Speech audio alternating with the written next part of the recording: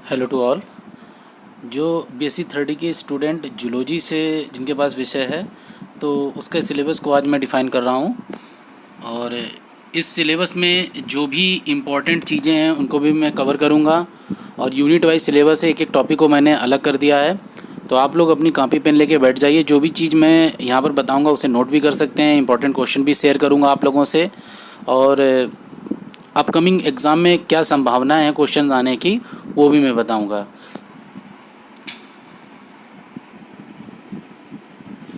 तो इसमें जो आपका पहला पेपर है अप्लाइड एंड इकोनॉमिक जूलॉजी, ये आपका 75 मार्क्स का है। इसके बाद जो सेकंड पेपर है biotechnology, immunology, biological tool and technique and biostatics, ये आपका ये भी 75 का। इसके बाद paper third ecology, microbiology, animal behaviour, pollution and toxicology, ये भी पेपर आपका 75 का। और जो प्रैक्टिकल आपका होगा वो 75 का। तो ओवरऑल ये आपका 200 मार्क्स का हो गया। थर्ड ईयर में आपके पास 2 ही सब्जेक्ट होते हैं, तो ये जूलॉजी है। तो ये आपके 3 पेपर हैं। अब एक एक पेपर को मैं आपको यहाँ पर डिस्क्राइब करूँगा यूनिट वाइज। तो चलते हैं पहले पेपर की ओर। ये आपका फर्स्ट पेपर है जूलॉजी का, अप्लाइड एंड इकोनॉमिक जूलॉजी। इसमें 4 यूनिट हैं। तो जो आपकी फर्स्ट यूनिट है वो आपकी पैरासिटोलॉजी। इसके अंतर्गत structure, life cycle, pathogenicity, include diseases, causes, symptom, control of following parasites of domestic and animal and humans. कहने का मतलब ये है कि ये जो तीनों आपको यहाँ पर पैरासाइट दिखाई पड़ रहे हैं, तो उन तीनों पैरासाइट्स की आपको लाइफ साइकिल, स्ट्रक्चर, पैथोजेनेसिटी, उनसे होने वाली बीमारी के क्या कारण हैं, कॉजेज, सिम्टम्स, उनको कैसे नियंत्रित किया जा सकता है, और वो बीमारी किस पर हो रही हैं, मनुष्य पर या डोमेस्टिक एनिमल पर।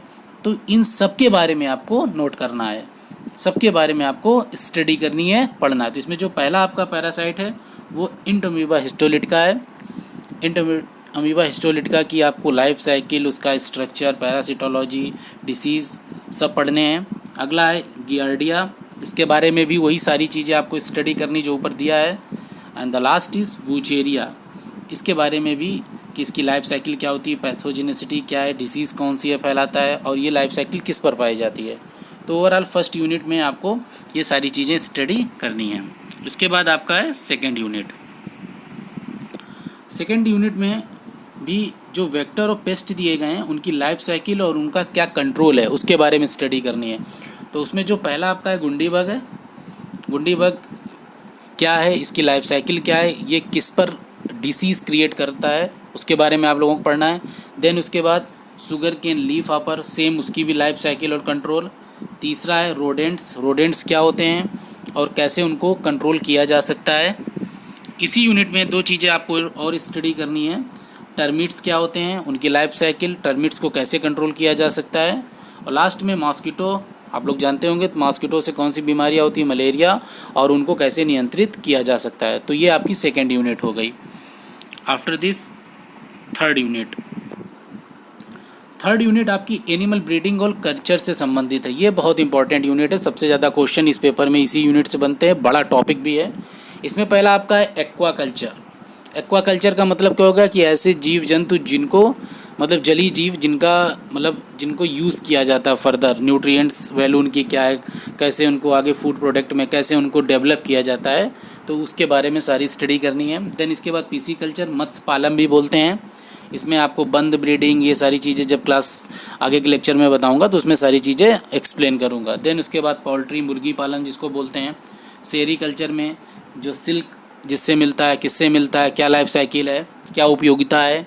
एपी कल्चर में मधुमक्खी पालन, मधुमक्खी पालन कैसे किया जाता है, मधुमक्खी के लाइफ साइकिल क्या है, उससे मिलने वाले प्रोडक्ट की क्या इकोनॉमिक इम्पोर्टेंस है, तो ये सारी चीज़ें। और लास्ट में लैग कल्चर, लैग कल्चर किससे मिलता है और लैग की क्या इंपॉर्टेंस है। तो ये सारी चीज़ें आपको इस यूनिट से मिलेंगी और इनको स्टडी करना है। इसके बाद आपको फोर्थ यूनिट है। फोर्थ यूनिट एग्ज़ाम के पॉइंट ऑफ व्यू से तो इम्पोर्टेंट है ये बेटा, लेकिन उसके बाद जो कंपटीशन के पॉइंट ऑफ व्यू से ज़्यादा इम्पोर्टेंट है। इससे चूँकि ये वाइल्ड लाइफ से संबंधित है तो क्वेश्चन डेड श्योर मिलेंगे कहीं ना कहीं आपको। कोई भी कंपटीशन आप दीजिए, मेडिकल, एसएससी, बीएड या जो भी आगे करना है, मिलेंगे क्वेश्चन इससे जरूर। तो इस यूनिट को बहुत अच्छी तरीके से आप लोग स्टडी करिएगा। इसमें जो पहला है वो wild life of India, India की वाइल्ड लाइफ से आप क्या समझते हो उसके बारे में आपको स्टडी करनी है। Endangered species, very important topic. Endangered species किसे बोलते हैं, कौन सी ऐसी स्पीसीज जो खतरे पर आ गई हैं, कौन कौन सी हैं, उनके बारे में हम लोग पढ़ेंगे, मैं आपको बताऊंगा आने वाले लेक्चर्स में। देन इसके बाद में इम्पोर्टेंट सेंचुरी कौन है इंडिया में, सेंचुरीज क्या होती हैं और कौन कौन सी हैं उनके बारे में। फिर नेशनल पार्क, बहुत इंपॉर्टेंट, कई बार पूछे भी जाते हैं, ये पढ़ने हैं। कौन कौन से डिफरेंट प्रोजेक्ट लॉन्च हुए, जैसे टाइगर प्रोजेक्ट हो गया, हाथी प्रोजेक्ट हो गया, घड़ियाल प्रोजेक्ट हो गया, ये जीवों के संवर्धन और सुरक्षा के लिए लॉन्च किए जाते हैं, तो इनके बारे में पढ़ना है। इसके बाद प्रिजर्वेशन ऑफ एनिमल स्पीसीज़, वही मतलब कि उनको कैसे प्रिजर्व, संरक्षित करेंगे। देन इसके बाद वेरी इंपॉर्टेंट 7, इससे हर अल्टरनेट ईयर में क्वेश्चन बना है, in situ and ex situ conservation, स्वास्थाने परास्थाने हिंदी में बोलते हैं। इसके कंजर्वेशन से आप क्या समझते हैं, तो इसके बारे में भी आप लोगों को पढ़ना है। इसके बाद ये पेपर आपका फिनिश हो गया, ठीक, फर्स्ट पेपर। ये चारों यूनिट मैंने आपको बता दी। इसमें से जो फर्स्ट और सेकंड यूनिट है वो इजी है, स्कोरिंग है, और फोर्थ जो यूनिट है वो कम्पिटिटिव है, और जो थर्ड यूनिट है उससे सबसे ज़्यादा क्वेश्चन बनते हैं। ये पूरी समरी हो गई। अब आ जाता है सेकेंड पेपर। जो सेकेंड पेपर है वो आपका biotechnology, immunology, biological tools, technique and biostatics, ये ओवरऑल आपका पेपर हो गया। इसमें जो यूनिट फर्स्ट है बायोटेक्नोलॉजी, ये जो सेकंड पेपर है ये बहुत ही इंटरेस्टिंग है, नई टेक्निक आपको सीखने को मिलेंगी। इसमें जो फर्स्ट है बायोटेक्नोलॉजी के अंतर्गत इंजीनियरिंग, मतलब concept and recombinant DNA technology, RDT भी बोलते हैं। इस आरडीटी के कौन कौन से एप्लीकेशन है एग्रीकल्चर में, मेडिकल एरियाज़ में, यानी रिकम्बिनेंट डीएनए टेक्नोलॉजी से आप क्या समझते हैं, इसका यूज़ किन किन फील्ड्स में है, उनके बारे में आप यहाँ पर आपको स्टडी करनी है। देन इसके बाद बायोटेक्नोलॉजी का यूज़ फूड प्रोसेसिंग में क्या है, फार्मास्यूटिकल्स में क्या है, और कैसे माइक्रोबियल इंसुलिन का प्रोडक्शन होता है और फर्मेंटेशन की क्या प्रक्रिया है, ये भी पढ़ने हैं। साथ ही थर्ड पॉइंट जो है अल्कोहल और बेवरेजेस क्या है, इनके बारे में पढ़ना है कि अल्कोहल का प्रोडक्शन कैसे होता है, बेवरेजेस का प्रोडक्शन कैसा होता है, ये भी सारी इस यूनिट में आप लोगों को स्टडी करनी है। देन इसके बाद आपकी ये सेकेंड यूनिट वेरी इंपॉर्टेंट, ये यूनिट है इम्यूनोलॉजी की। इम्यूनिटी किसे कहते हैं, तो सबसे पहले आपको पढ़ना है कॉन्सेप्ट ऑफ इम्यूनिटी। देन इसके बाद कितने प्रकार की इम्यूनिटी होती हैं, एक्टिव पैसिव होती हैं। इसके बाद एंटीजन से क्या समझते हैं, एंटीबॉडी क्या है। एंटीजन वही जो आपके बॉडी में अटैक करते हैं, वायरस, बैक्टीरिया, और एंटीबॉडी हमारे शरीर में होती हैं, वो उनसे लड़ती हैं, सुरक्षा प्रदान करती हैं। तो ये बहुत इंपॉर्टेंट क्वेश्चन बनता है, टाइप ऑफ एंटीबॉडी किसे कहते हैं, ये पूछे जाते हैं।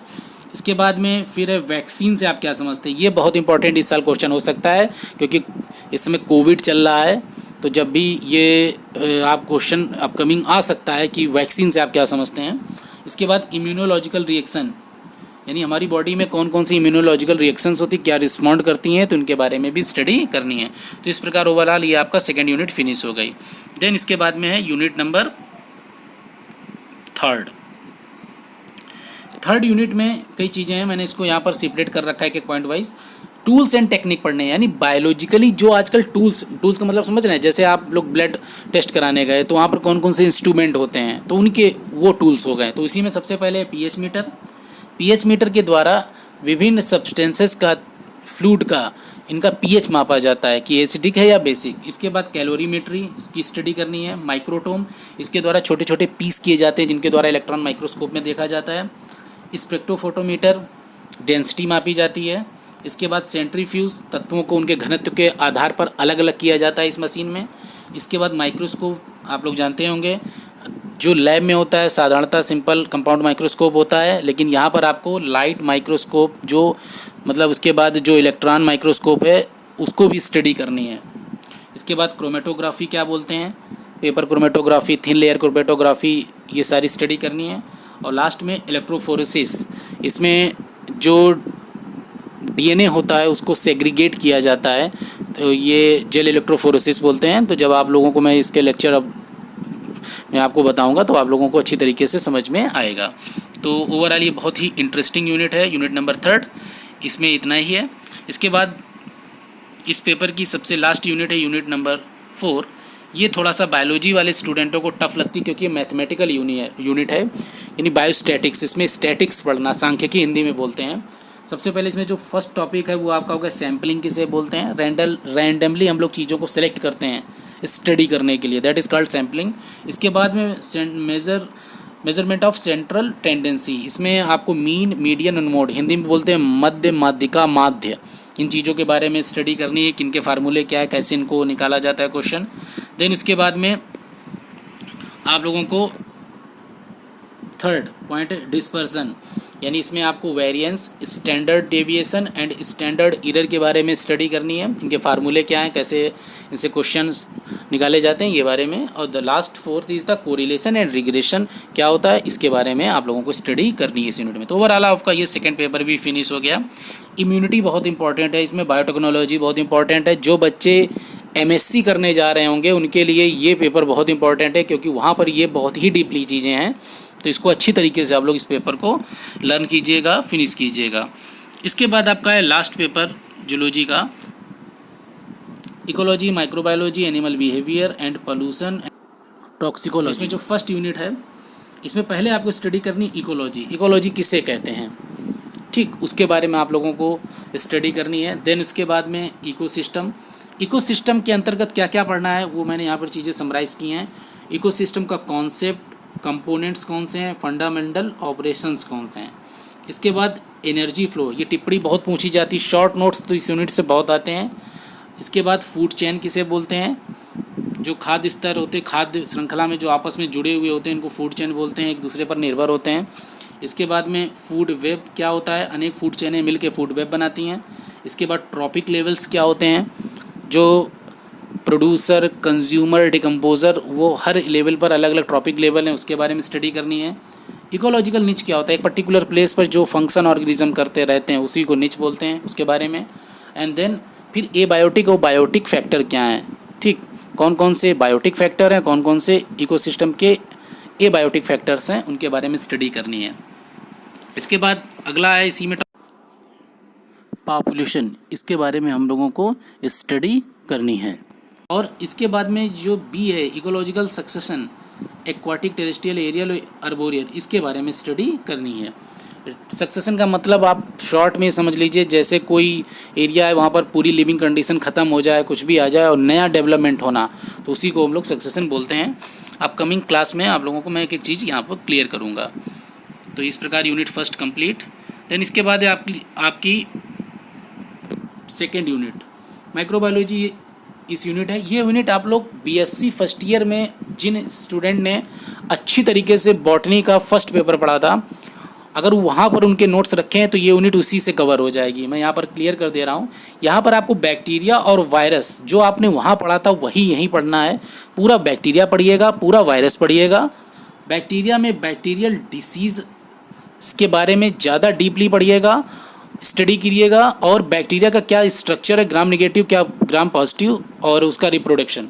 देन इसके बाद में वायरस की क्या मॉर्फोलॉजी है, वायरस के क्या कैरेक्टर हैं, और वायरस से कौन कौन सी डिसीज़ होती हैं।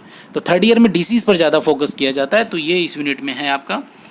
इसके बाद यूनिट थर्ड में एनिमल बिहेवियर, यानी जंतुओं का जो बिहेवियर होता है एनिमल, वो पढ़ना है।